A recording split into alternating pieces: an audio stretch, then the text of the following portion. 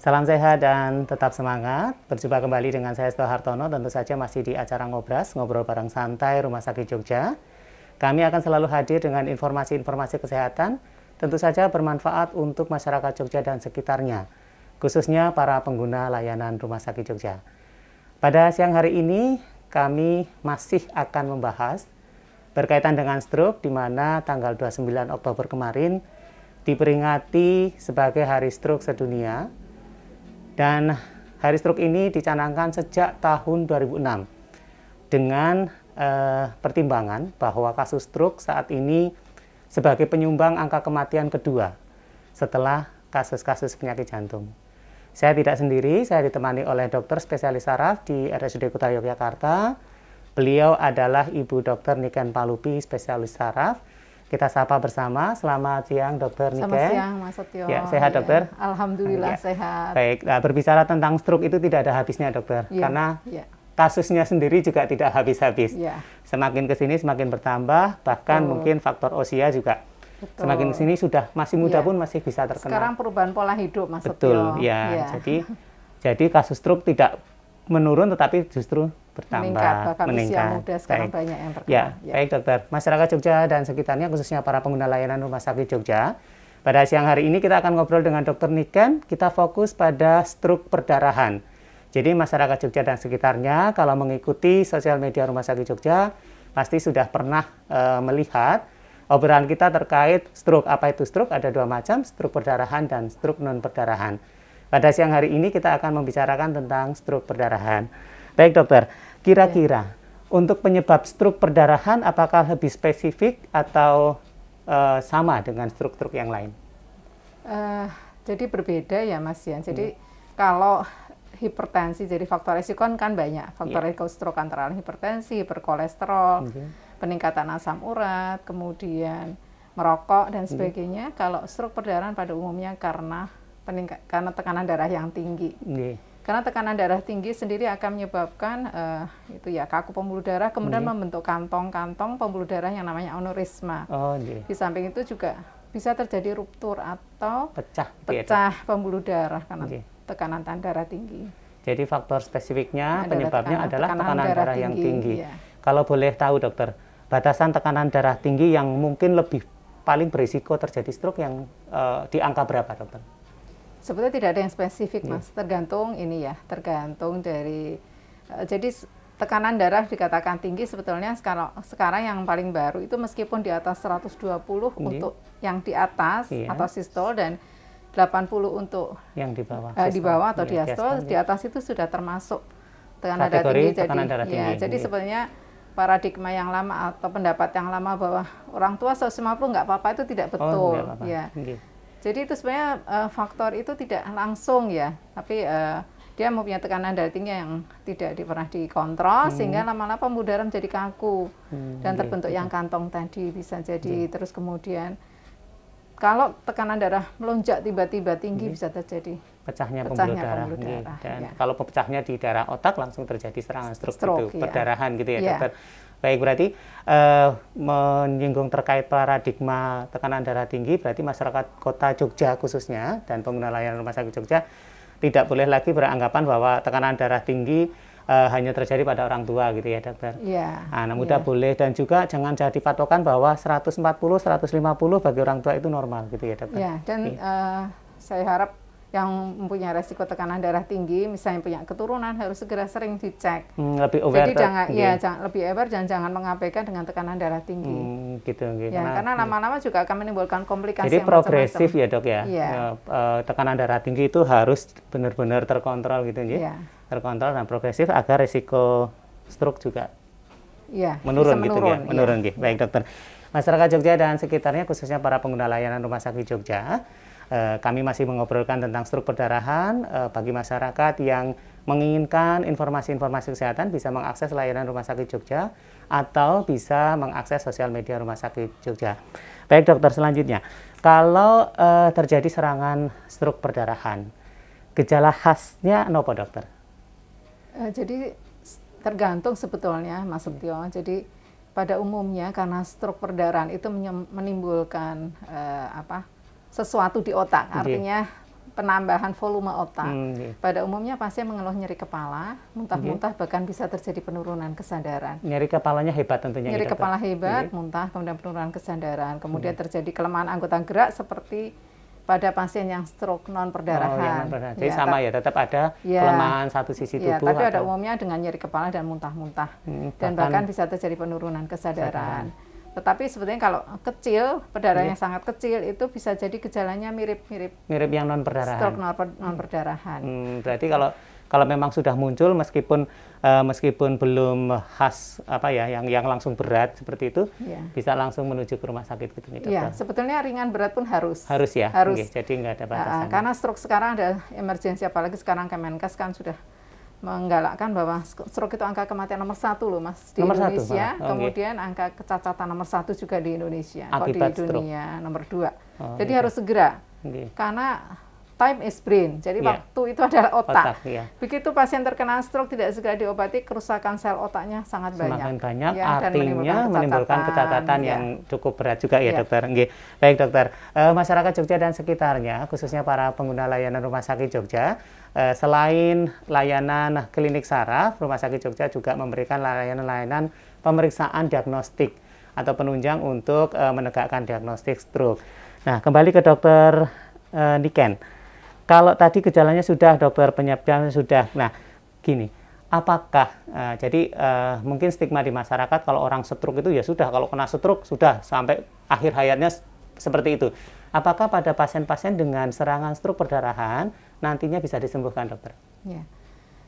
Jadi saya ingatkan pada masyarakat umum bahwa kalau ada gejala stroke itu harus segera mencari pertolongan. Jangan dibiarkan, kadang-kadang menunda gitu. Kadang-kadang dipijit-pijit telinganya, ada yang seperti itu, gitu ya? Dipijit-pijit kakinya dulu, menunggu dulu. Tidak, harus segera yang pertama. Yang kedua, apakah bisa disembuhkan ya? Itu sebenarnya tergantung dari besar kecilnya perdarahan, Mas Setio. Kalau kecil, malah kadang-kadang keluarannya atau munculnya gejala. Artinya gini, prognosanya atau kemungkinan justru kadang lebih baik daripada yang stroke non perdarahan. Kalau dia kecil, karena perdarahan akan diserap sendiri dalam waktu 2 minggu sampai 1 bulan. Tetapi kalau perdarahannya itu besar, itu mungkin akan menimbulkan kecacatan, bahkan kematian yang tinggi. Ya.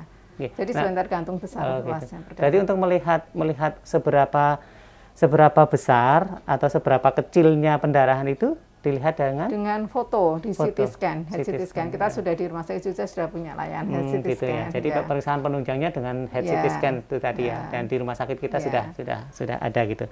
Baik dokter, berarti intinya bahwa stroke perdarahan tergantung penanganan awalnya, Betul. Kemudian ada perdarahannya banyak atau tidaknya, sehingga itu akan membawa kepada nanti bisa sembuh atau tidak. Gitu. Kemudian kalau perdarahannya besar, apabila lebih dari 30 cc, pasien direfer ke bagian bedah saraf. Bedah saraf biasanya untuk menghilangkan mengevakuasi perdarahannya. Gitu. Baik, masyarakat Jogja dan sekitarnya, khususnya para pengguna layanan Rumah Sakit Jogja, kita masih dengan Dr. Niken Palupi, spesialis saraf. Jika Bapak dan Ibu atau saudara yang ingin mengakses layanan kami, silahkan bisa mengakses info layanan kami di sosial media Rumah Sakit Jogja.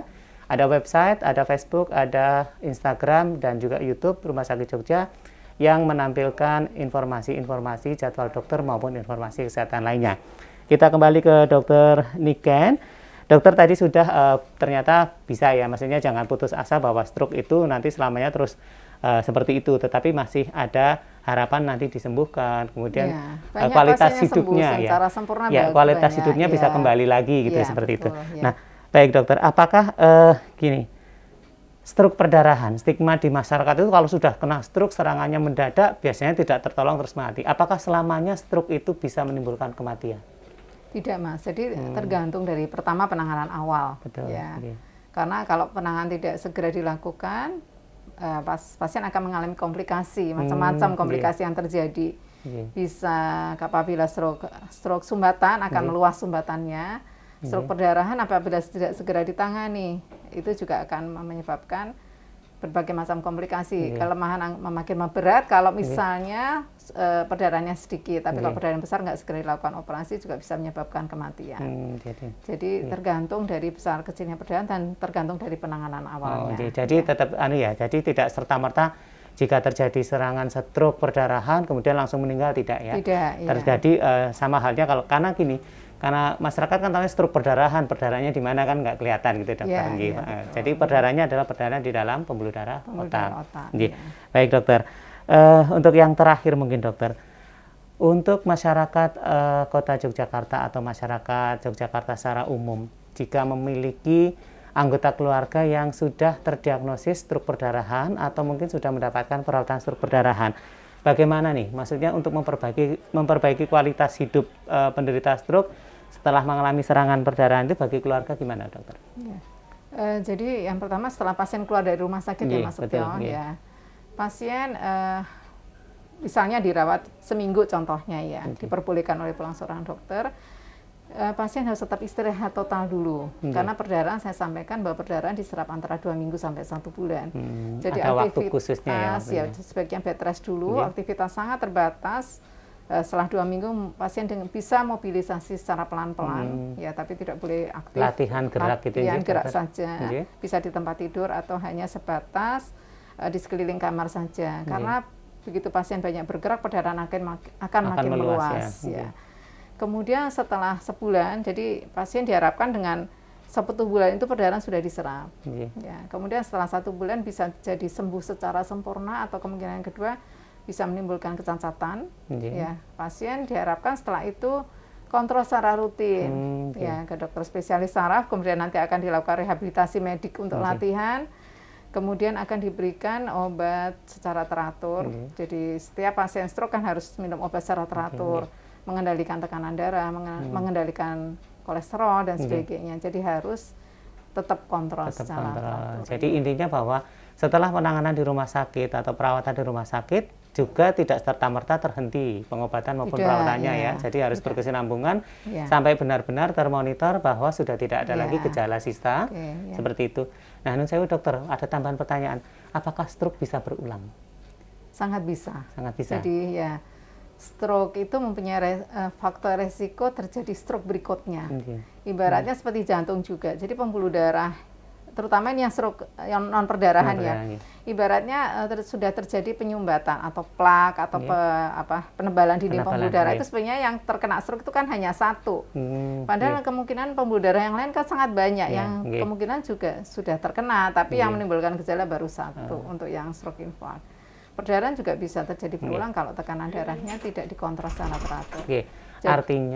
Artinya bahwa masyarakat itu juga tetap harus waspada meskipun pernah kena stroke kemudian sembuh juga masih ada resiko berulang seperti itu ya dokter. Makanya itu harus kontrol secara teratur tadi. Seperti jantung juga begitu kan bisa berulang. Baik dokter, sebelum menutup acara ini mungkin ada pesan-pesan khusus untuk masyarakat Jogja dan sekitarnya? Mohon apabila masyarakat harus mengenali gejala stroke karena stroke sendiri tidak mesti hanya kelemahan anggota gerak, tetapi bisa juga ada perawat gangguan menelan, kemudian muter, nyeri kepala hebat. Jadi apabila masyarakat mengalami gejala-gejala yang mendadak, tiba-tiba, semuanya tiba-tiba, namanya stroke itu mendadak, segera cari pertolongan, jangan dibiarkan saja. Itu yang pertama. Yang kedua, tolong kendalikan semua faktor resiko. Faktor resiko terutama stroke perdarahan adalah hipertensi Kalau stroke infark kemarin sudah disampaikan banyak macamnya, banyak faktor resikonya juga. Kalau stroke perdarahan terutama hipertensi, tolong kontrol tekanan darah sehingga tetap normal, tetap stabil gitu ya, tetap normal. Jadi jangan abaikan. Karena tekanan darah tinggi sendiri tidak menyebabkan hanya stroke perdarahan saja, tapi tentu komplikasi yang lain banyak seperti gangguan jantung, ginjal, dan sebagainya, gangguan pada mata, dan sebagainya. Kemudian penyakit pembekakan jantung seperti yang saya sampaikan tadi. Jadi tolong kontrol secara teratur. Kemudian harus optimis apabila sudah terkena stroke. Optimis tetap bisa tetap latihan. Jadi jangan bilang saya tidak bisa, tapi karena stroke sendiri kalau dia banyak sering latihan itu akan membaik karena juga ototnya kalau nggak pernah latihan juga akan mengecil, Nggih. Mas Setio. Jadi Iya. lama-lama juga tambah layu, tambah lumpuh ya. Akan lebih baik jika Ya, otot itu optimis, ya, ya, digerakkan gitu. terus gitu ya. Ya, Nggih. itu saja. Itu saja Ya, dokter. ya. Nggih, baik, terima kasih masyarakat Jogja dan sekitarnya, khususnya para pengguna layanan Rumah Sakit Jogja. Banyak sekali pesan kesehatan yang sudah disampaikan oleh Dr. Niken Palupi, spesialis saraf. Jika masyarakat Jogja dan sekitarnya, khususnya para pengguna layanan Rumah Sakit Jogja, menghendaki untuk mengakses layanan atau setelah melihat tayangan ini dari masyarakat Jogja akan lebih banyak berkonsultasi maupun melakukan deteksi dini untuk faktor risiko penyakit stroke, silahkan saja bisa mengakses layanan di Rumah Sakit Jogja. Tentu saja bisa mengecek informasi layanan di website kami ataupun di Facebook maupun di Instagram Rumah Sakit Jogja. Pesan terakhir dari kami, masa pandemi belum berakhir, tetap menjaga protokol kesehatan, gunakan masker, cuci tangan pakai sabun, menjaga jarak, dan batasi mobilitas. Saya pamit undur diri, kita akan ketemu kembali dengan informasi kesehatan lainnya, tentu saja informasi yang bermanfaat bagi masyarakat Jogja dan pengguna layanan Rumah Sakit Jogja. Salam sehat dan tetap semangat.